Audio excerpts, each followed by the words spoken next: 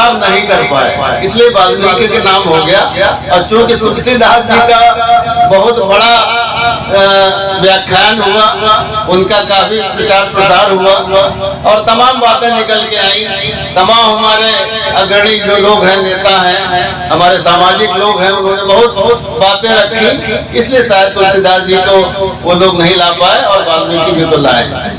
तो कहने का मेरा मतलब यह है कि एक तंत्र ऐसा है जो हमको पाखंड, अंधविश्वास, आडंबर की तरफ ले जाएगा, हमारी शिक्षा को चौपट करेगा, हमारे रोजगार, अभी बात चल रही थी कि बाबा साहब ने प्रयास किया था कि हमारा शूद्र समाज जो शिक्षित हो, सरकारी नौकरी में जाए, लेकिन आज कहाँ सरकारी नौकरी? सरकारी नौकरियां, जब सरकारी या संस्थान ही नहीं रहेंगे, सरकारी नौकरियां कहाँ से रहेंगी?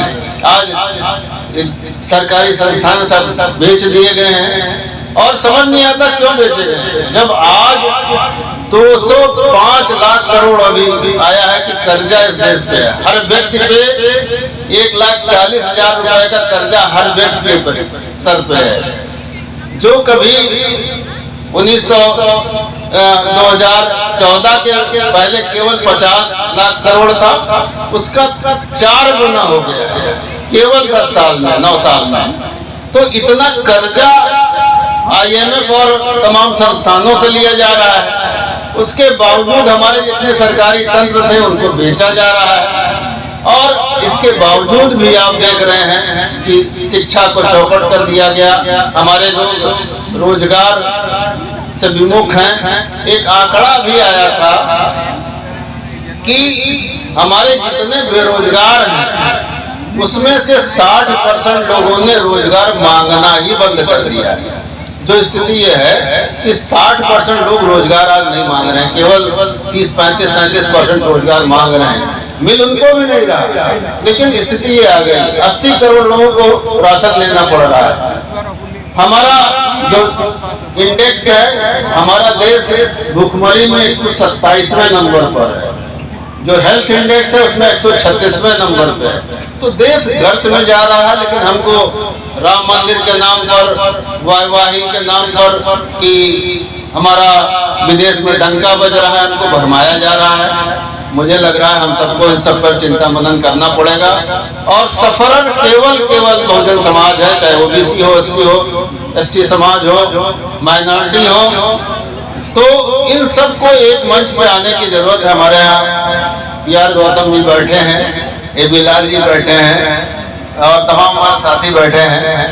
मैं चाहूंगा, देखिए नेता लोग क्या कर रहे हैं, क्या नहीं कर रहे हैं, उनको समझ में आ रहा कि नहीं आ रहा। उनका घर परिवार बच्चों को हो रहा है, आरक्षण हमारा समाप्त हो गया है, चाहे OBC को हो चाहे SC को हो, कहीं आरक्षण नहीं बचा है। हम लोग अपनी जाति जनगणना की बात करते थे, उस पर भी सरकार ने अड़ंगा लगाने का काम किया है।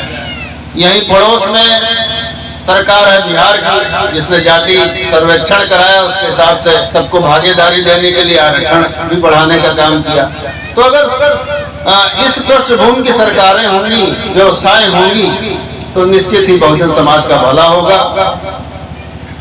हम सबको ये समय है कि पार्टी लाइन से ऊपर उठकर हम सबको प्रयास करना चाहिए कि OBC SC ST एकता बने। इस व्यवस्था को अगर नहीं समाप्त करेंगे तो आने वाले 10 साल में हो सकता है लोकतंत्र ही खत्म हो जाए, संविधान खत्म ही हो रहा है। आपको पता है कि अभी तक बाबा और जो संत महापुरुष तथाकथित वो कहते थे कि हिंदू राज लाना है।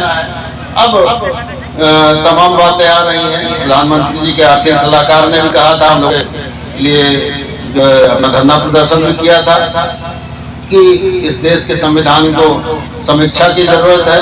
तो हमारे संविधान पर निगाहें हैं, संविधान नहीं रहेगा तो हम सबके हक हुकूक जो है बड़ी मुश्किल से यहाँ तक जो पहुँचे हैं वो समाप्त हो जाएंगे। इसलिए अब मैं इतना ही कहूँगा कि हम सबको पार्टियों के नेताओं के स्तर से ऊपर उठकर हम सबको प्रयास करना चाहिए कि जो ये एका है ये बने। और जब एका बने की बात EVM की हुई है, EVM से धांधली होती है लेकिन इतनी नहीं हो पाएगी। अगर 85% वर्सेस 15% हो जाएगा, कितनी बेईमानी करेगा, तब भी हम अपना जो हमारे महापुरुषों का सपना था उसको हम पूरा करने में कामयाब होंगे। ऐसे कार्यक्रम चाहे बुद्ध कथा